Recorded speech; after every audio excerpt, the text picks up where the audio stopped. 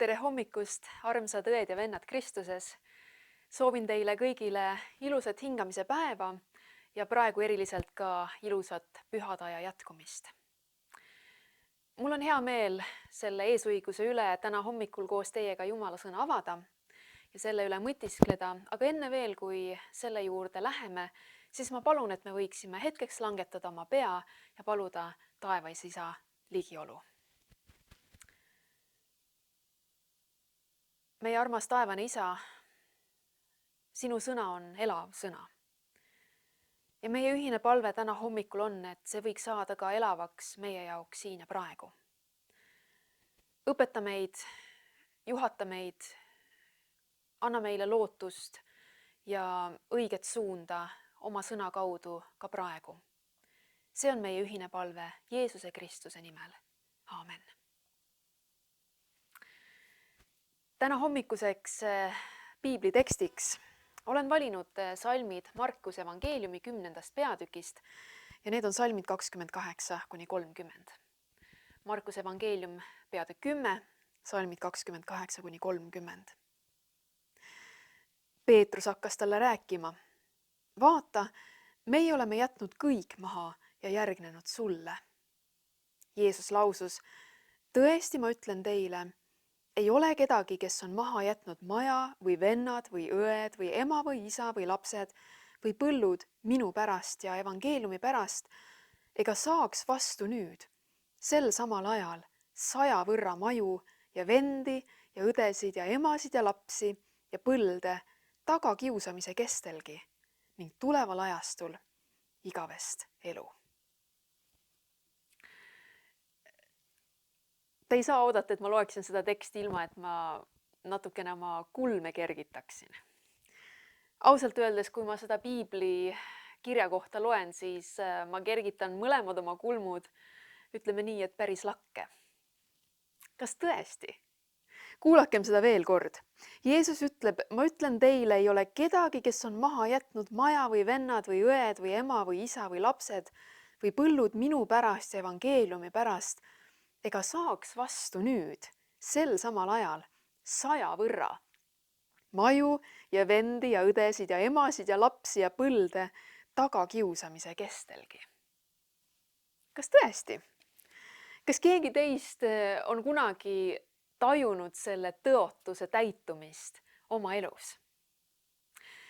Mina näiteks olen pastori laps. Mina olen üles kasvanud niimoodi, et mind veeti ühest paigast teise, sinna, kuhu isa pidi teenima minema. Ja oma sündimisest kuni selle hetkeni, kui ma läksin õppima välismaale, olen mina elanud 5 erinevas linnas, 5 erinevas majas. Ja mitte lihtsalt enesetahtmise pärast, vaid oma isa töö tõttu ehk teisisõnu evangeeliumi pärast. Ehk siis selle tõotuse täitumine minu elus peaks tähendama seda, et minu kinnisvaraportfell peaks olema hiiglama suur ja uhke praeguseks. Või ma mõtlen näiteks missionäridele, kes jätavad maha oma pered. Eestissegi on tulnud mitte just väga ammu perekond teenima eestimaalasi. Kusagil on nende emad ja isad, kusagil on nende õed ja vennad, tädid ja onud. Kust saavad nemad 100 võrra vastu kõigi nende pereliikmete eest, keda nemad on maha jätnud evangeeliumi pärast? Hea vaataja, küllap oled sinagi oma elus midagi andnud ära Jeesuse pärast, evangeeliumi pärast. Oled teinud mõne raskema valiku elus, oled andnud ära midagi, mis võib-olla oli väärtuslik sinu jaoks. Kas sina oled tajunud selle tõotuse täitumist? Mida võis Jeesus nende sõnadega mõelda? Minu jaoks on äärmiselt huvitav see, et Peetrus mäletab selle küsimuse küsimist Jeesuselt. Tuletage meelde, et kristlikes ringkondades on üsnagi laialdaselt vastu võetud see fakt, et Markus on oma evangeeliumi enne kõike kirjutanud Peetruse mälestustele tuginedes.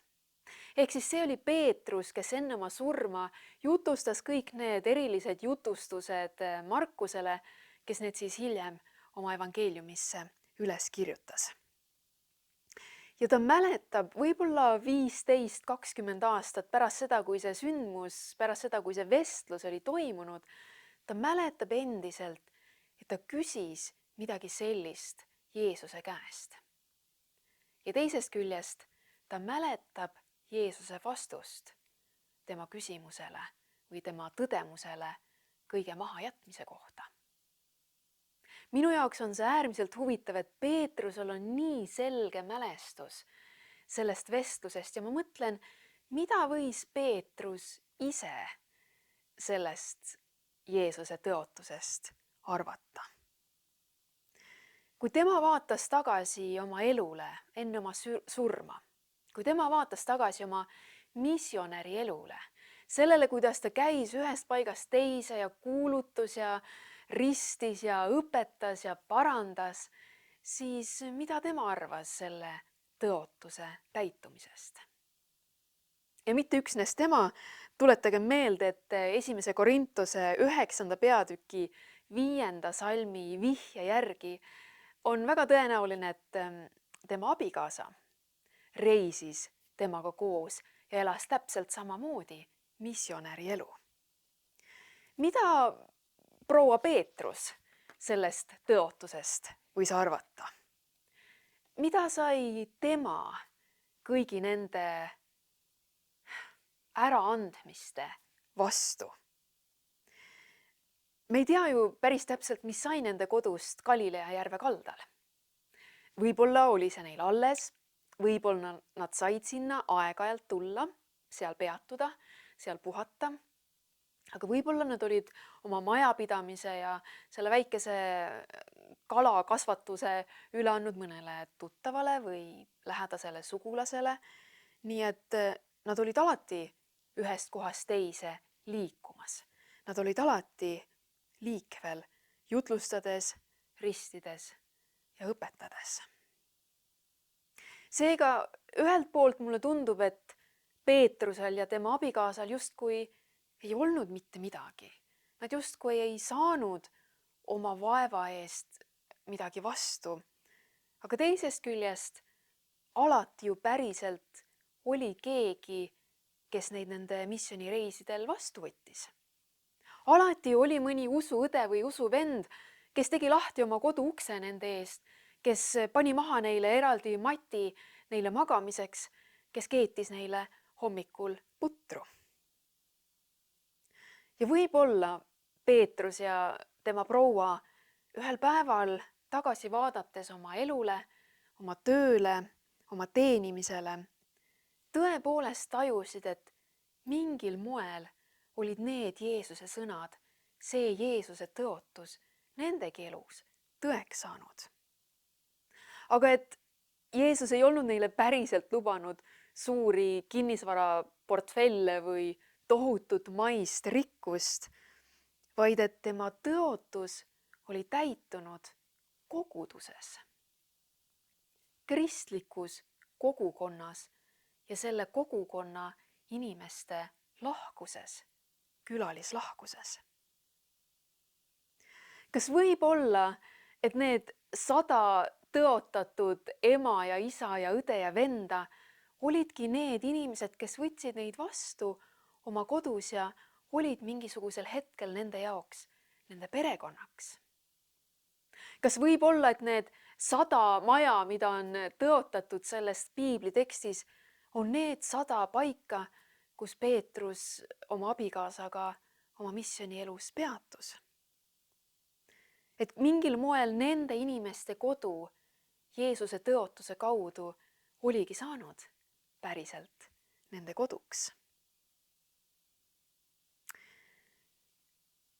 Küllap paljud teist teavad seda tunnet, kui te lähete adventkogudusse ükskõik missuguses maailma otsas, sellisesse kogudusse, kus te võib-olla ei ole mitte kunagi varem käinud, inimeste keskele, kelle keskel te ei ole mitte kunagi varem oma elus olnud ja ometi seal viibimine tekitab teis sellise mõnusa, koduse, oma inimese tunde.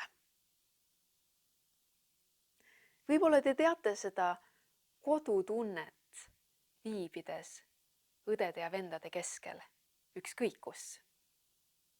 Minul on elus üks väga hästi meelde jäänud kogemus just nimelt sellest, kuidas mina sain kogeda külalislahkuse imet. Sellest on juba veidi rohkem kui 15 aastat tagasi, kui ma tegin oma elu esimese ja päris viimase sellise seljakoti reisi läbi Euroopa. Osa sellest reisist ma reisisin üksinda, osa sellest reisist ma reisisin koos ühe tuttavaga.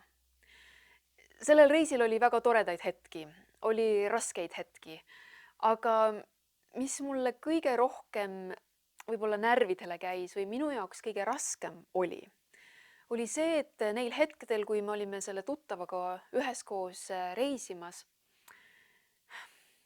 tema eluväärtused ja minu eluväärtused ei läinud kokku. Tema elustiil ja minu elustiil, tema uskumused ja minu uskumused ei läinud kokku. Ja minul oli tihtipeale tunne, et minu põhimõtteid ei austata piisavalt. Ja nii oli meil seal nii mõnigi selline konflikti hetk, kus ma pidin väga selgelt ütlema, et siit jooksevad minu piirid, nendest piiridest mina üle ei astu. Ja seda tehes ma tajusin, kuidas ma muutusin järjest üksildasemaks sellel reisil. Ma tundsin ennast täiesti üksinda. Ja mul on nii hästi meeles, et selle reisi esimese nädalavahetuseks me olime jõudnud Viini. Ja mina olin võtnud ette otsuse reede õhtul, maksku mis maksab, minul on tarvis minna järgmisel hommikul kirikusse. Minu sees oli mingi eriline igatsus olla nende inimeste keskel, kes on minu sarnased, kes mõtlevad ja elavad ja kellel on sellised väärtused nagu minul. Ja mul ei olnud veel nutitelefoni, ma mäletan, et ma olin pidanud tegema korralikku eeltööd ja olin pidanud välja printima Google Mapsist juhised ööbimiskohast adventkirikusse. Ja ma läksin hingamise päeva hommikul Viini adventkogudusse. Ma ei tundnud seal mitte kedagi. Ma ei osanud isegi mitte seda keelt, mida minu ümber räägiti, aga ometi mul oli nii hea tunne istuda kirikupinki. Ma ei oodanud kelleltki mitte midagi. Ma ei oodanud, et keegi tuleks mind tervitaks või mind aitaks. Ma lihtsalt tahtsin tunda seda kodus olemise tunnet. Ja ometi, kui algas piiblitund, siis leidus seal üks minu vanune neiu, kes tuli minu juurde ja pakkus, et ta võib tõlkida mulle inglise keelde piiblitundi. Ja kui piiblitund oli otsa saanud, siis ta väga sujuvalt tõlkis mulle ära ka kogu jutluse tunni. Ja kui jumalateenistus oli läbi ja inimesed hakkasid lahkuma, siis seesama neiu vaatas mulle otsa ja küsis, kas sa tahaksid tulla minu juurde ja minuga koos lõunat süüa. Ma võin teile ütelda täie veendumusega, et ma ei ole mitte kunagi oma elus olnud rõõmsam saades lõunakutset, kui tollel hingamise päeval seal Viini koguduses. Ma läksin selle neiu juurde koju, me sõime lihtsalt lõunasööki. Me läksime pärast linna peale jalutama, istusime siis pargipingil kuni hilise pärastlõunatundideni, jagasime üksteisega oma elu, oma usku, oma kogemusi. Ja mina võin täie kindlusega väita, et tema kodust sai minule üheks päevaks minu päris kodu. Ja sellest inimesest, kelle nimegi ma päriselt enam ei mäleta ja kellega ma ei ole pärast seda reisi kordagi kontaktis olnud, temast sai minu jaoks selleks üheks hingamise päevaks päris õde, päris perekond. Ja võib-olla ongi see vastus Peetruse küsimusele. Võib-olla on Peetruse küsimuse vastuseks kogukond. Inimeste hulk, kes saavad üksteise heaks, üksteise jaoks, 100 perekonnaks ja kelle avatud uksed muutuvad 100 koduks, mida Jeesus oli tõotanud. Võib-olla see ongi Jumala kuningriigi ime tuum selles maailmas. Aga loomulikult sellel mündil, sellel kogemusel on 2 poolt. Ühest küljest on olemas see saaja pool. Selle pool, kelle ees tõepoolest uksed imeväärsel kombel avanevad ja kellele leitakse ruum lauanurgas ja kellele pannakse sinna eraldi taldrik ja leitakse ka üks lisaks teetass. See on see Viini kirikus viibiva reisija pool, kes ei oska keelt, kes ei tunne mitte kedagi, aga keda ometi võetakse vastu avatud südamega. Aga loomulikult selle mündi teisel poolel on need inimesed, kes on valmis pakkuma oma kodu, oma aega, oma supitaldrikut, oma teetassi. Need on need inimesed, kellel on silmad ja kellel on süda, et panna tähele.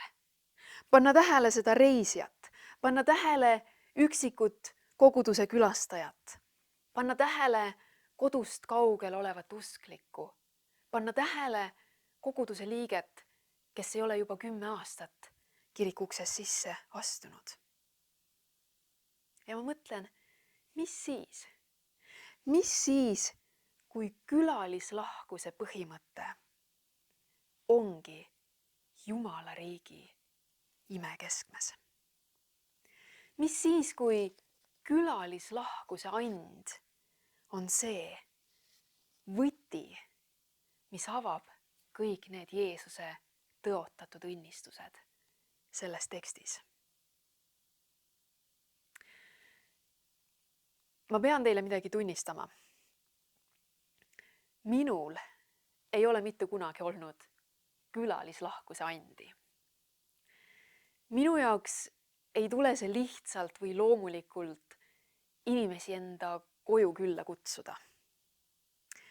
Aga mind on alati sügavalt puudutanud ja liigutanud need inimesed minu ümber, kellel ilmselgelt on külalislahkuse and, kelle uksed näivad alati olevat avatud, kellel alati jätkub natukene ekstra toitu külalise jaoks. Mul on imehead mälestused Eestist üles kasvades külalislahkuse andi oma sõprade juures nautides. Ja siin Rootsis täpselt samamoodi. Näiteks minu ämm ja äi. Ma ei suuda päris täpselt aru saada, kuidas kõik koguduse külalised järsku nende juurde satuvad. Kogu aeg satuvad.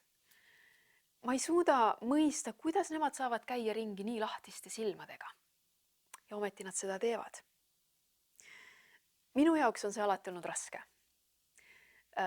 Mina ei ole osav köögis ega söögi valmistamises. Ja kui on ka mõni külaline meil olnud, siis ma alati tunnen sellist pabinat, et kas ikka jätkub ja kas ikka maitseb. Ja teiseks ma alati lähen pabinasse, kui ma tunnen, et minu kodu ei ole nii klints-klants puhas, kui see võiks olla. Ja kolmandaks, mina olen väga introvertne inimene. Mul ei ole tarvis suurt hulka inimesi minu ümber. Aga minu sees on tahe ja minu sees on igatsus saada seda andi ja saada selles vallas paremaks. Sellepärast, et mina tahan ka olla osaks 100 perekonna imest. Ja nii ma olengi ausalt öeldes viimase poole aasta jooksul oma elus nagu teadlikult välja astunud oma mugavustsoonist ja teinud teadliku pingutuse selle suunas. Ma olen kutsunud külla rohkem. Ma olen pannud selle ekstra taldriku hingamispäeval lauale. Olen avanud oma kodu nii sõpradele kui ka teistele koguduse külalistele, keda ma tegelikult ei tunne lähedalt.